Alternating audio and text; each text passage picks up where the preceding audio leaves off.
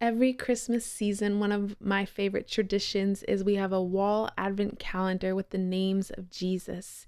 So every day, we have a different name to look at and hopefully um, have a greater revelation of who he is so that we can become better worshipers. It's a great opportunity for us to make sure he is the reason for the season, for us to be reminded of his love, faithfulness, and goodness, and for us to even teach our kids about Jesus and who he is and what he has done.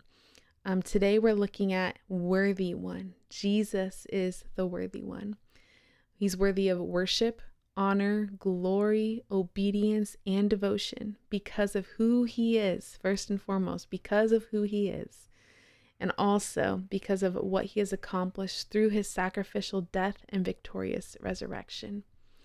In Revelation 5:9, we read about how heaven declares his worth. Heaven's song centers on Jesus as the slain lamb. In Revelation 5:9, it says, "You are worthy, for you were slain and have redeemed us to God by your blood." His worth is rooted in his sacrificial death and the redemption it purchased. In Revelation 5:12, it says, "Worthy is the Lamb who was slain to receive power and riches and wisdom and strength and honor and glory and blessing." All creation responds to his worthiness. He is worthy for all of eternity. He paid the ultimate price. He was the Lamb who was slain. He purchased us. He bought us back. He redeemed us and saved us. Our response is to worship him and call him and declare that he is the worthy one. I know for me, I love worshiping with music. I'm just going to talk about that aspect of worship for a moment, even though worship's much bigger than music. But whenever I was having a hard time entering into worship, which isn't too often, but I have my moments, I would always think about the scene from Passion of the Christ where Jesus is walking to the cross, or holding his cross, walking to where they're going to nail him, and just seeing him being beat and spit on, and even up to the point of him being nailed to the cross. That's what I picture. And then in my mind, I'm like, how can I not respond to his love? Like this is his love on display for me. This is what he's done for me. He's worthy beyond measure of my worship, of a response, he's worthy of my life, of everything. How can I not be obedient to him? How can I not love him more? He's worthy. He's so worthy. And so Jesus, as our worthy lamb who was slain, we have a responsibility to respond to his worth. Worship is not about a song that we like or don't like. It's about Jesus getting what he deserves. And if you're in a corporate setting and there's a song you don't particularly love, that's okay. It's not about us, it's about him.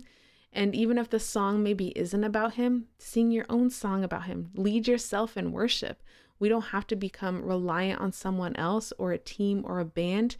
We need to behold the Lamb who was slain and respond for ourselves, and allow our revelation of who he is to move us, not wait to be moved by some team or band of people. That's all great and wonderful. But if we rely on a band or a team, we're only going to worship when we're at church. But it needs to be a lifestyle, and it needs to be something that we do every day because he's worthy. Yes, in song, but also in obedience and in every other way that we can respond in worship to him. So if heaven is declaring his glory, we should join in with heaven and declare his glory every single day. And it's so important with worship that we don't make worship about ourselves, that we don't make it about our circumstances, that we don't make it about other people, but we make it about the worthy one, because there is only one who's worthy. Jesus is perfect and beautiful and wonderful in every way.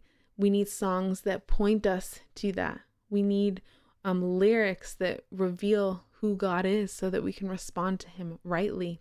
And when we behold him and we sing songs about who he is, worship will be the natural response.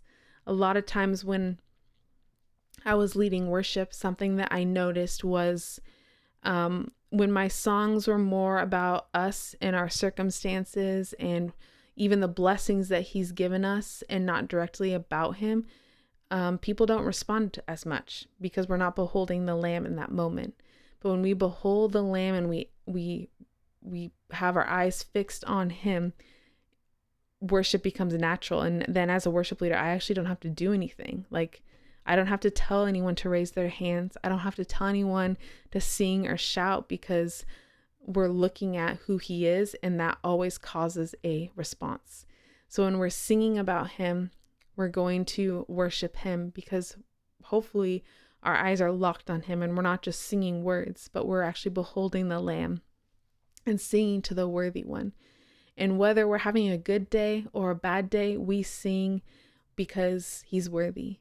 Whether we're having a good day or a bad day, we obey his word because he's worthy.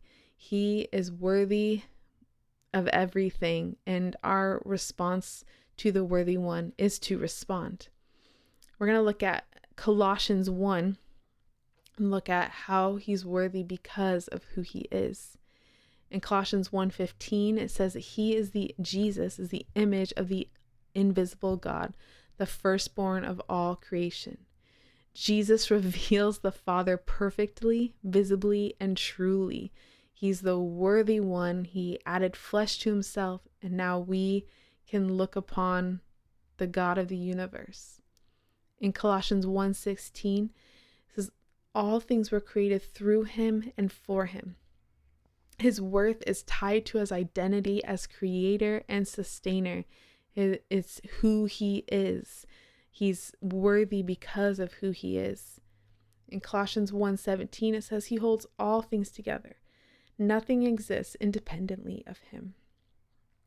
And then in Colossians 1:19 through 20 is through his blood he reconciles all things to God.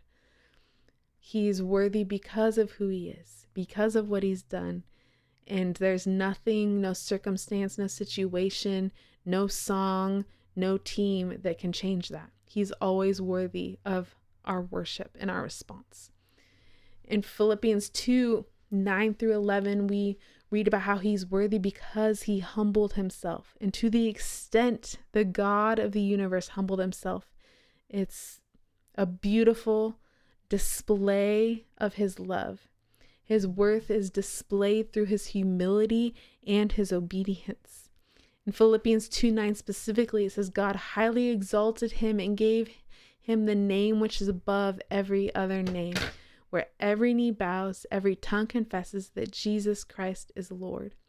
But he humbled himself to the point of coming as a baby who had to learn to walk, had to learn to talk, who had to depend on a human mom that he was sustaining as she was nursing him and loving him and holding him. As she was holding him, he was holding her because he's the God of the world. And he humbled himself to that point where he became so dependent on humans to learn how to be a person like the rest of us have to go through the process of being babies, learning to eat, learning to walk, learning all these things. Jesus went through that process. He humbled himself to that extent. He came as a baby, and then he limited himself by adding flesh. And then he was beaten, bruised, mocked, spit on, and nailed to a tree. It's unbelievable what he's done for us and the humility that he walked in while he was on earth, while he was coming to save us and redeem us. And even the night before he was betrayed, he was cleaning and he was cleaning the disciples' feet. He got on his hands and knees and humbled himself to even that extent. His whole life was a life of humility and love. And his worth compels worship, now and in the age to come. We must not wait for heaven. We must learn to love worshiping him through song now. We must learn to love worshiping him through obedience now. It's not when I get older or when I get this job or when my life's together. It's we worship him now and we worship him forever because he's worthy. Regardless of our life circumstances, regardless of our situations, he is worthy. Jesus is worthy because he was slain. Looking at Revelation 5:9, worthy because his blood redeems. He's worthy because he's our creator. He's worthy because he sustains all things. He's worthy because he reconciles all things. Worthy because he humbled himself unto death. Humbled himself unto death, a death that he did not deserve, a death that was shameful, yet he stayed, and he could have stopped the situation at any point, but he stayed even though he was being mocked, even though he was being tortured and he was suffering. He stayed, and then he humbled himself unto all the way into death. He's worthy because the Father exalted him. He's worthy because all glory rightfully belongs to him. Jesus is the only one worthy. And Advent, this season, invites us to behold Jesus' worth. It's a season where we can look at him and behold him and remind ourselves that he is worthy. He's worthy of our time this season. He's worthy of us putting him first this season. And he's worthy of us slowing down and loving him this season. Our worship, obedience, and priorities realign when we see him as the worthy one. Everything may get flipped upside down, but as long as he's first, that's all that matters, because that's what he's worth. He alone deserves ultimate devotion, affection, and surrender. So I encourage you this Advent season, as we're focusing on the worthy one, to look for ways where you can show him greater devotion and affection. And how can you surrender more to the worthy one? How can you walk in greater obedience to the one who's worthy of it? I encourage you, to spend time with him today and ask him to examine your heart and help you see him as the worthy one, and that we would all respond to him in whatever he's asking us to do, that we would say yes and respond because he's worthy. So Jesus, thank you that you alone are worthy. There's no one else like you. There's no one else who paid the price that you paid. There's no one else who displayed such a extravagant love. And I ask, Lord, that this Christmas season, you help us focus on you, that you help us fall more in love with you, and that you give us a greater revelation of what it means that you alone are the worthy one. In Jesus' name, amen.